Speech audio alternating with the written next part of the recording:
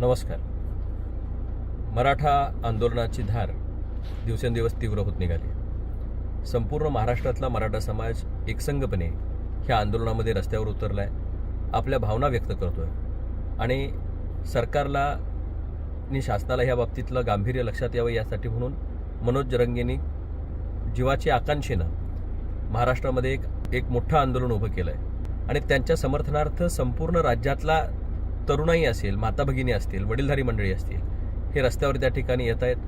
शांततेच्या पद्धतीनं आंदोलन करावं अशा पद्धतीचं आव्हान स्वतः जरंगे साहेबांनी त्या ठिकाणी केलं आहे. मी लोकप्रतिनिधी होण्याआधी समाजाच्या चळवळीतनं तयार झालेला एक कार्यकर्ता आहे. स्वतः पहिल्या मोर्चापासून ते मुंबईच्या मोर्चांपर्यंत आणि दिल्लीच्या अधिवेशनामध्ये मराठा आंदोलनाच्या विषयीचं विवेचन करण्यापर्यंत सगळ्या बाजूनं मी या ठिकाणी मराठा समाजाची बाजू राज्यापासून केंद्रापर्यंत मांडण्याचा प्रामाणिक प्रयत्न एक कार्यकर्ता म्हणून त्या ठिकाणी करतो. माझ्या मतदारसंघामध्ये काही लोकांनी राजकारणाचा हेतू डोळ्यासमोर ठेवून एक आंदोलन करण्याचा प्रयत्न केला आणि मी त्याचं आत्ताच व्हिडिओ क्लिप पाहिली की खासदार हरवलेत अशा पद्धतीनं त्या ठिकाणी त्यांनी काही पोलीस तक्रार करण्याचा प्रयत्न केला. एका बाजूला कुठल्याही खासदार आमदारांनी कुठल्याही गावाकडे जाऊ नये आणि प्रवेशबंदीचा कार्यक्रम संपूर्ण राज्यभरामध्ये चालवला जातो आणि दुसऱ्या बाजूला काही कार्यकर्ते अशा पद्धतीचं आंदोलन करतायत की ज्याच्यामध्ये खासदार हरवलेत. नेमकं लोकप्रतिनिधींनी काय करावं याच्या बाबतीतली स्पष्टता मी जरंगे साहेब जे सांगतायत त्या भूमिकेतनं या ठिकाणी पुढे जातोय. लोकप्रतिनिधी म्हणून मुख्यमंत्र्यांच्या करवी स्पेशल अधिवेशन ह्या बाबतीतलं बोलवावं, मराठा आरक्षण त्यामध्ये या ठिकाणी घेण्यासाठीचा प्रामुख्यानं विषय घ्यावा. ह्या आजच्याच पेपरमध्ये बातम्या आपण या ठिकाणी वाचल्या असतील.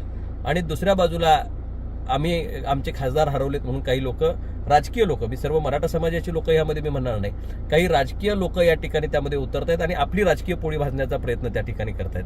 मी त्याही बांधवांना सांगेन, राजकारणासाठी अनेक मैदान आहेत आणि ज्यावेळी राजकारणाचे मैदान येईल त्यावेळी आपण एकमेकाशी संवाद जरूर साधू, पण आजची ही समाजाची एकजूट दाखवण्याचा आणि समाज बांधवांना न्याय मिळवून देण्याचा हा प्रयत्न आहे.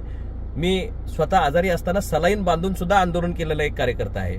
मी कधीही समाजाच्या एखाद्या कामासाठी कधी मागं पडत नाही आणि येणाऱ्या काळामध्ये मराठा आरक्षण मिळण्यासाठी तुमच्या इतकाच माझाही खारीचा वाटा त्या ठिकाणी ह्या आंदोलनामध्ये आहे. आणि त्याचबरोबर हे मूर्त स्वरूपात यायचं झालं तर आपण सुद्धा सगळ्यांनी एकजुटीनं एकमेकाला साथ देत हे आरक्षण पूर्ण होऊस तोपर्यंत हा लढा थांबणार नाही. जे जरंगे साहेबांनी सांगितलंय त्यांची तब्येत डोळ्यासमोर ठेवून मी स्वतः मुख्यमंत्र्यांना विनंती केली आहे की ते त्यांच्या तब्येतीचा डोळ्यासमोर हे ठेवून आपण लवकरात लवकर हे त्यांचं जे उपोषण आहे ते स्थगित होण्याच्या दृष्टिकोनातून त्यांना ते आश्वस्त करावं, त्यांना योग्य ती भूमिका आपण शासनाच्या वतीनं समजावून सांगावी आणि लवकरच मराठा आरक्षण समाजासाठी बहाल करावं अशी मी विनंती सन्माननीय मुख्यमंत्र्यांना केली आहे.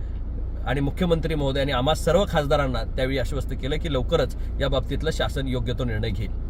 तोपर्यंत मी आपल्या जे बांधवांना माझ्यावर आंदोलन करायचं आहे, हे आंदोलन मराठा समाजाला आरक्षण मिळण्यासाठी हे विसरून खासदारच्यावर ते आंदोलनाची धार नेत आहेत. मूळ विषय डायव्हर्ट करण्याचा प्रयत्न काही लोक त्या ठिकाणी करतायत. खासदार तुमचा कुठं आहे हे जर पाहायचं असेल तर उघडा डोळ्यांनी बघा नीट. आपल्या सकाळच्या पेपरमध्ये सुद्धा खासदार मुख्यमंत्र्यांच्या पाशी मराठा आरक्षणासाठी म्हणून त्या ठिकाणी लढा उभा करतोय, तिथं तिची मागणी करतोय, स्पेशल अधिवेशनाची मागणी करतोय आणि कुठंही तो बाजूला जात नाही की लोकप्रतिनिधींनी गावाकडे जाऊ नये. म्हणून मी हे पथ्य पाळलंय की त्यांच्या आव्हानाला साथ देत कुठलाही लोकप्रतिनिधी आज गावामध्ये जात नाही. सगळे दौरे त्यांनी त्या ठिकाणी कॅन्सल केलेत आणि आम्ही जे शासन पातळीवर करायचं आहे ते करण्यासाठी म्हणून आम्ही या ठिकाणी सर्वजण एकत्रपणे काम करतोय. उद्या सुद्धा मुख्यमंत्र्यांनी सर्वपक्षीय बैठक या संदर्भातली घेतली आहे.